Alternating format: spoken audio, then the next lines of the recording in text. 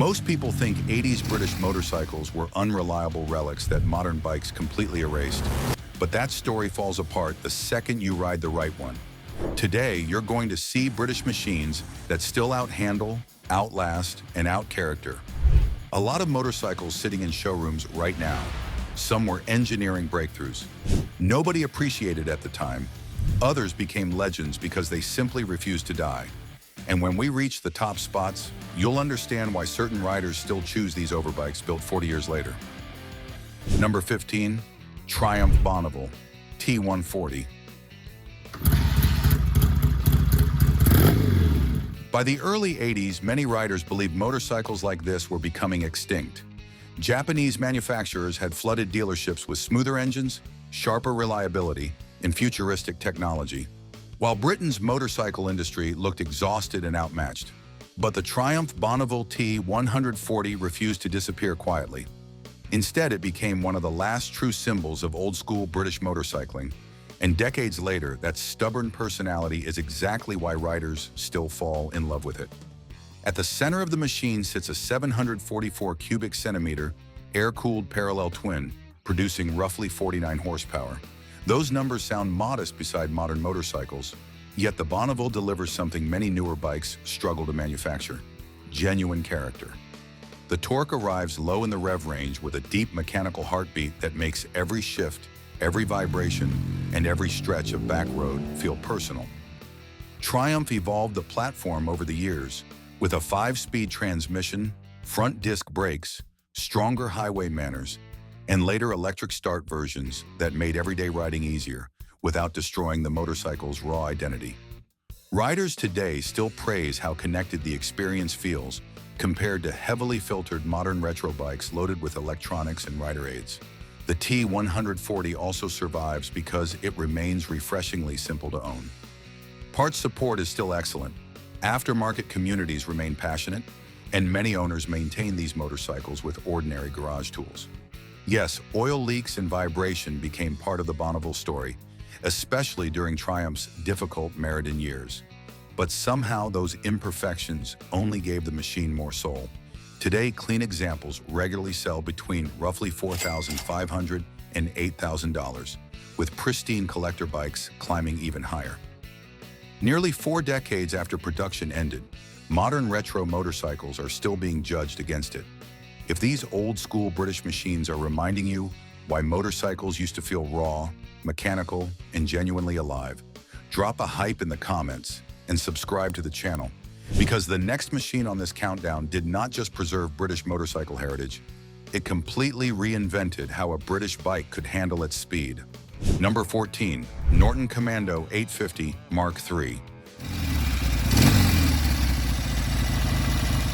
Some motorcycles impress you for a season. The Norton Commando stays with riders for a lifetime. Long after faster and more advanced machines faded into history, the Commando kept building a reputation that modern motorcycles still struggle to replicate, not through electronics or outrageous horsepower, but through pure human connection. By the time the Mark III arrived, British manufacturers were under enormous pressure from Japan's technological takeover.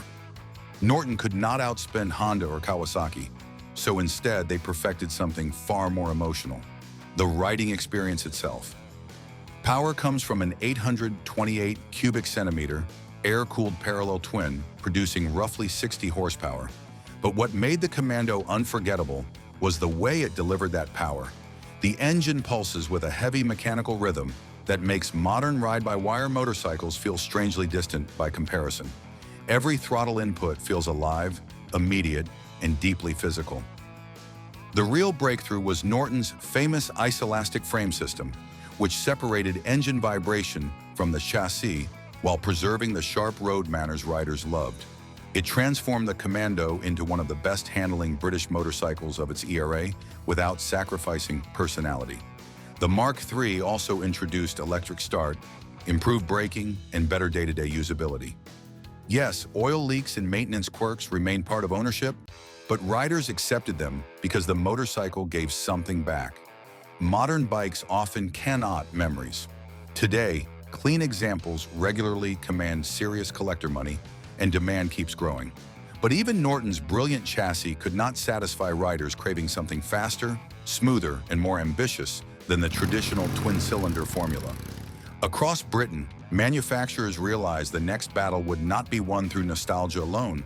It would be won with more cylinders, more speed, and a machine capable of challenging the superbikes pouring out of Japan. That pressure opened the door for the next British icon to arrive with a thunderous triple-cylinder answer. Number 13. Triumph Trident T160. The Triumph Trident T160 arrived when British motorcycles were fighting for survival against the unstoppable rise of Japanese engineering. Instead of surrendering, Triumph answered with a machine full of mechanical attitude and unmistakable character. At its center sat a 744 cubic centimeter air-cooled triple producing roughly 58 horsepower, but numbers alone never explained why riders became obsessed with this motorcycle. The engine delivered power with a smooth rolling surge while still retaining the heavy mechanical pulse classic British bikes were famous for. Triumph also refined the package with electric start, improved shifting and stronger highway stability, making the Trident feel more sophisticated than earlier British machines without losing its analog soul. Clean examples today usually range between $8,000 and $15,000, with collector-grade motorcycles climbing much higher. The Trident is one of those bikes people either absolutely love or completely don't understand. Some riders swear the triple-cylinder layout gave British bikes a personality modern engines lost years ago. So let us know in the comments if you've ever ridden one, or if there's another classic British machine you think deserved a place this high on the list. And while the Trident proved British engineering could still compete emotionally, the next motorcycle on this countdown abandoned convention completely and ventured into territory few manufacturers were brave enough to touch. Number 12. Norton Interpol 2. The Norton Interpol 2 never looked like a motorcycle built for romance. It looked serious, futuristic, almost clinical, and that is exactly why so many riders underestimated it. While other British motorcycles chased heritage and tradition, the Interpol 2 marched into the 80s like something pulled straight from tomorrow. And strangely enough, that futuristic machine became one of the toughest motorcycles Britain ever produced. Originally developed for police service, the Interpol 2 earned respect the hard way through endless highway patrol miles, brutal weather, and relentless daily punishment. Police departments do not gamble on unreliable motorcycles, and Norton understood that. At the center of the machine sits a 588 cubic centimeter air-cooled rotary engine producing roughly 85 horsepower. Unlike traditional piston engines, the rotary delivered power with an incredibly smooth, almost turbine-like sensation. There was virtually no harsh vibration, no heavy mechanical thrashing, just a steady surge that made high-speed riding feel effortless and strangely refined for its era. The Interpol 2 also introduced aerodynamic bodywork, integrated touring practicality, and impressive weather protection long before modern sport tours became common. Even today, the riding experience feels unusual in the best possible way. Now, rotary ownership requires dedication. Heat management and sealing systems demand proper maintenance, and specialist knowledge matters. But well-kept examples remain surprisingly durable, with strong support still coming from Norton Rotary, communities, and specialists. Today, clean Interpol 2 models regularly trade between roughly $10,000 and $18,000, while rare police-spec motorcycles can climb significantly higher among collectors. But rotary smoothness and police bike precision came at the cost of emotional character for some riders. Many still wanted the heartbeat, sound, and low-end punch that made classic British motorcycles feel alive beneath them. And that gap pulled attention toward the next answer. A machine built not for laboratories or fleet duty, but for riders who wanted British torque, relaxed cruising, and unmistakable road presence in one unmistakably old-school package. Number 11.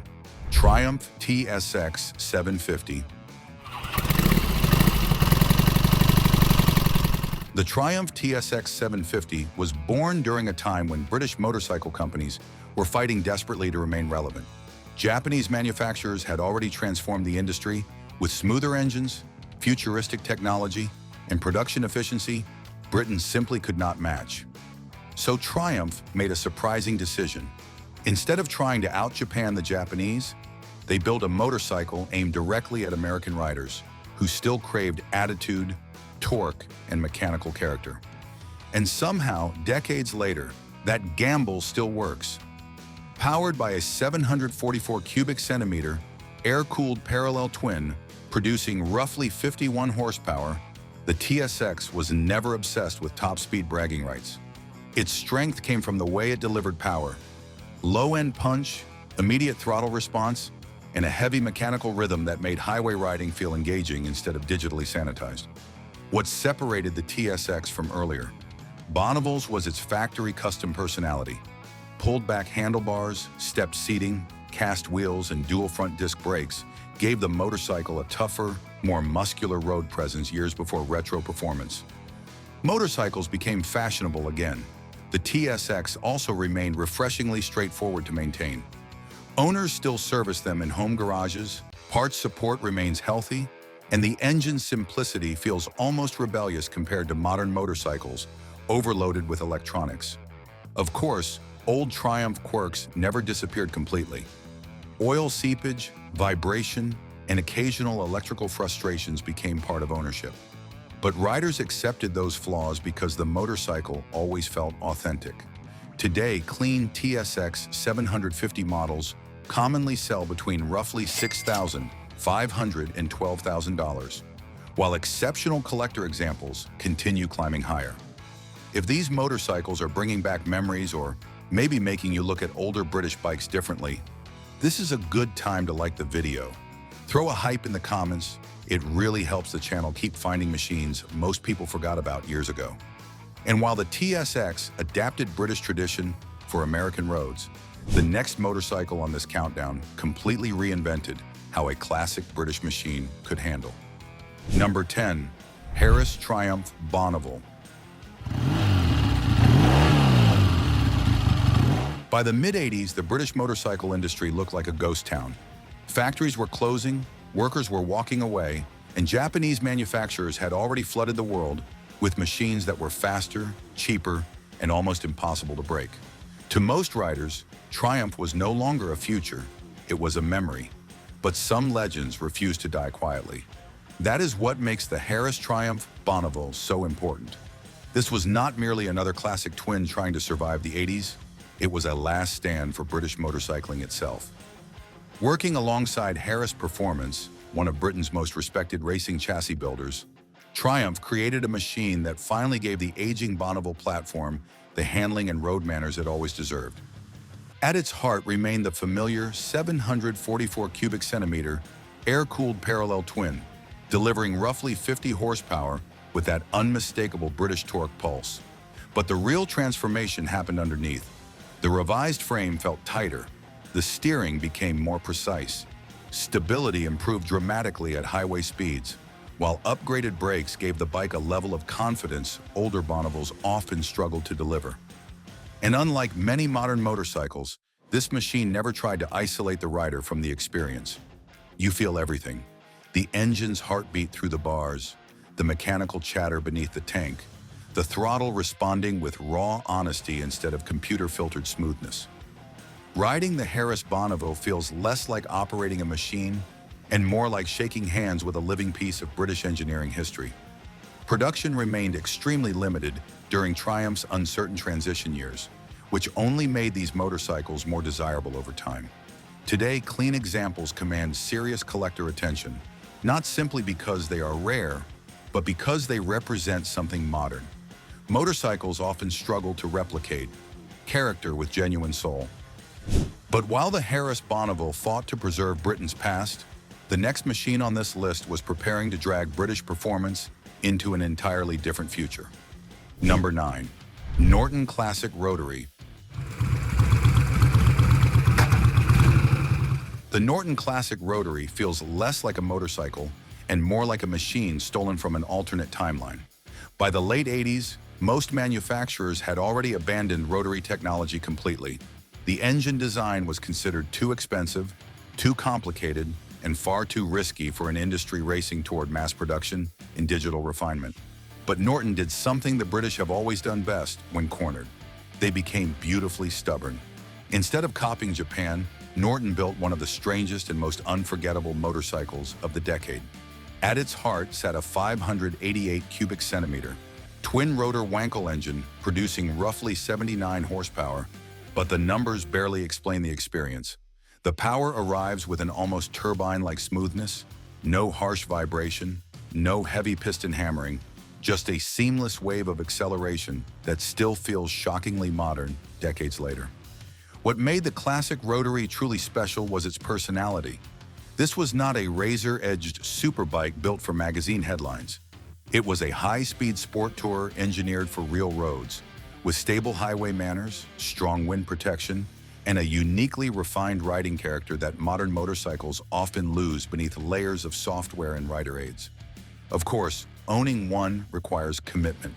Heat management, fuel thirst, and specialized maintenance scared away casual riders even when the bike was new. But survivors have become incredibly valuable. With fewer than roughly 100 road-going examples produced, clean machines now regularly command between $25,000 and $40,000, while pristine collector-grade bikes can climb far beyond that. But rare engineering experiments often come with compromises in ownership, maintenance, and accessibility that everyday riders simply cannot ignore forever.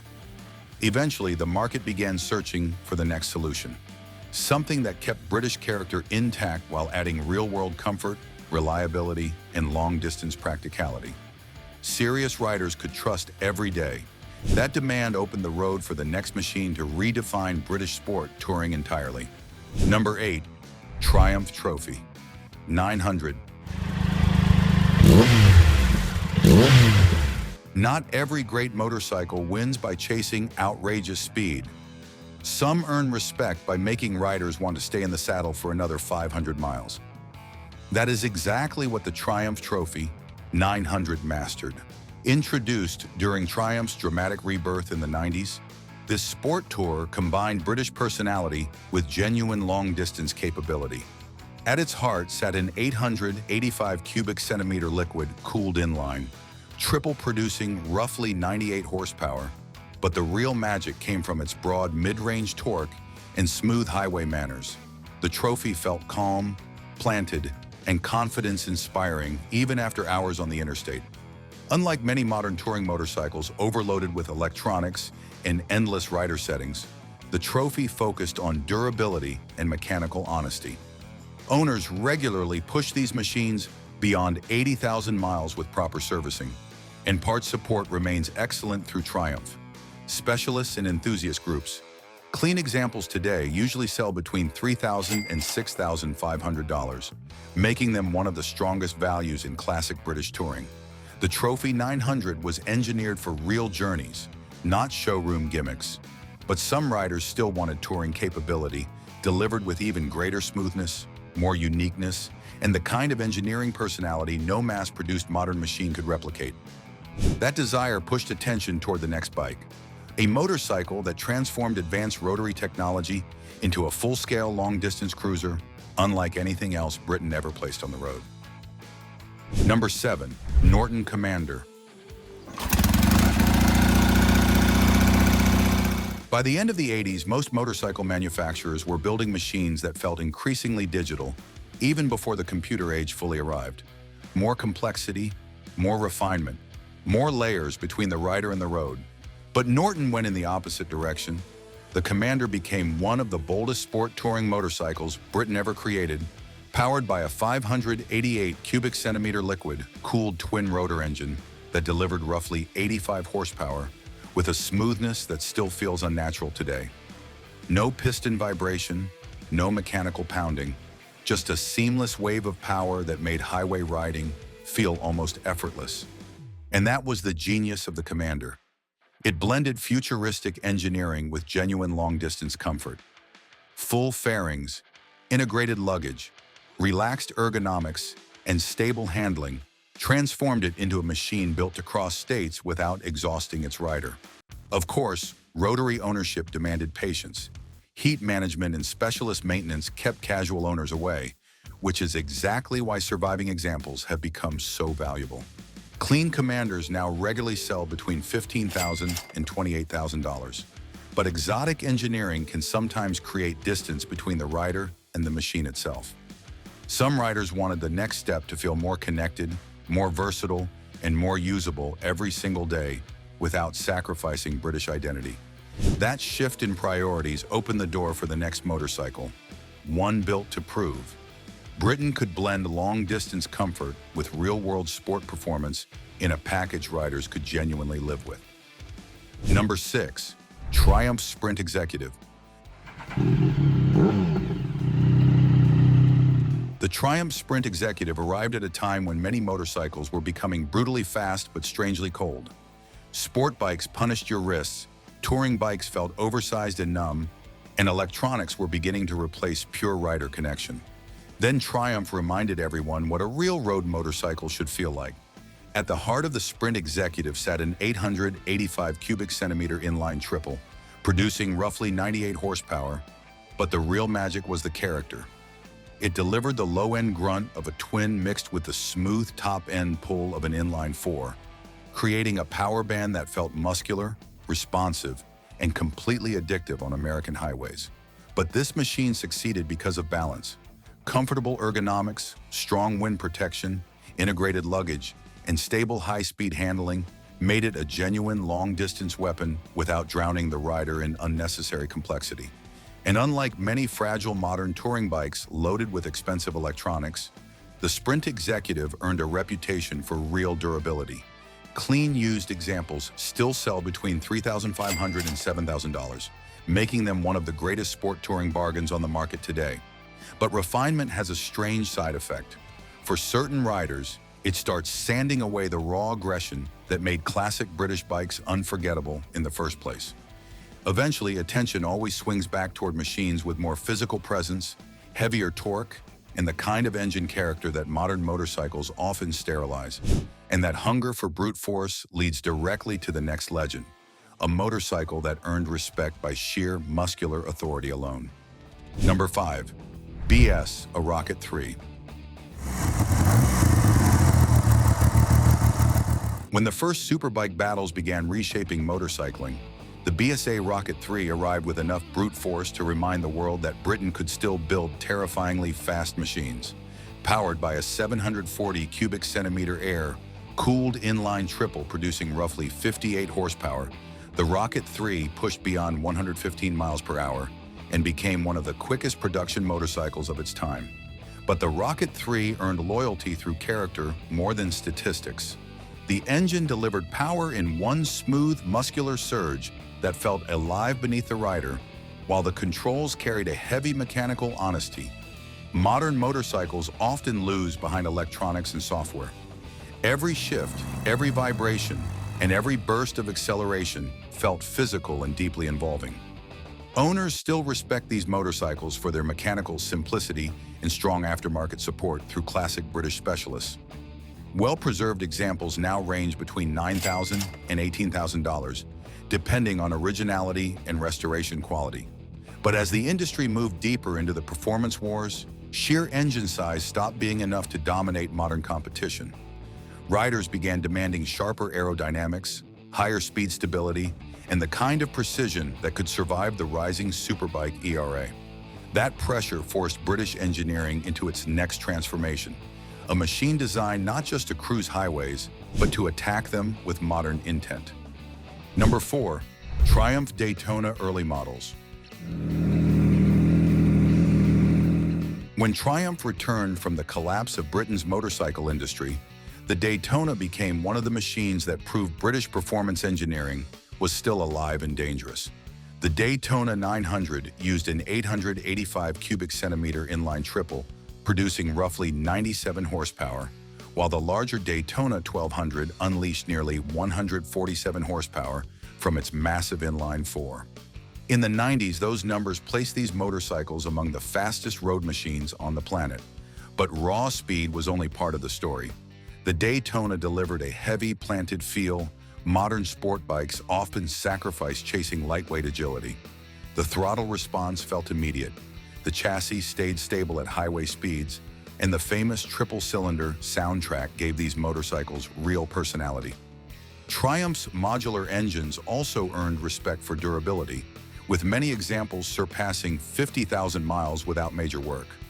Clean Daytona 900 models now range between $4,500 and $7,500. But aggressive ergonomics and high-speed focus come with compromises once the pavement ends, or the miles begin stacking into entire countries instead of single afternoons. Riders started looking for the next direction, something that kept British durability and engine character alive while adding comfort, versatility, and true go-anywhere freedom. That demand cleared the path for the next machine to become Britain's answer to adventure riding long before the segment exploded worldwide. Number 3. Triumph Tiger Trail models. Before adventure motorcycles became overloaded with giant screens, radar systems, and endless electronic rider modes, the Triumph Tiger was already proving that true exploration depended more on the rider than the software.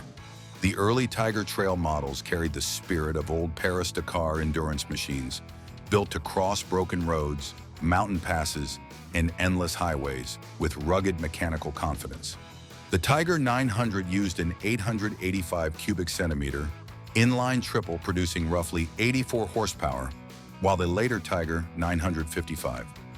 I pushed beyond 100 horsepower with a broad wave of mid-range torque, perfect for long-distance touring.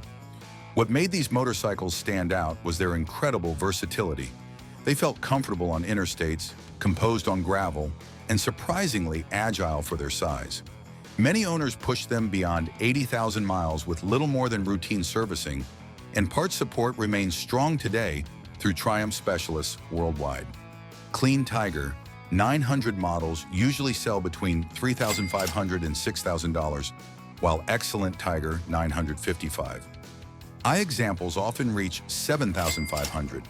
The early Tiger was not built to follow trends. It was engineered to carry riders toward places most motorcycles never reach. And the next machine on this list delivers that same unforgettable connection in a far more emotional and rebellious form. Number 2. Norton F1.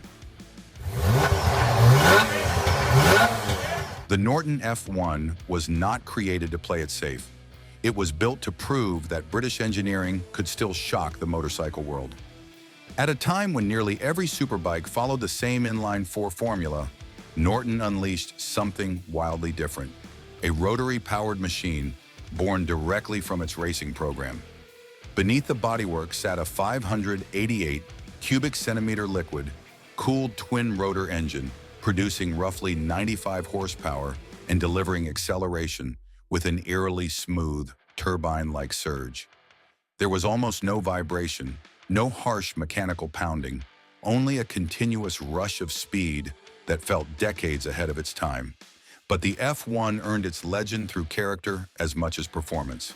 The sound, the heat, and the unmistakable rotary power delivery gave it a personality modern superbikes rarely possess anymore.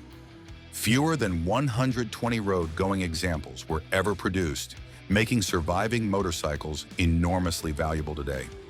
Clean examples regularly command between $30,000 and $45,000, with exceptional collector-grade machines climbing far higher. The Norton F1 was never engineered for ordinary riders.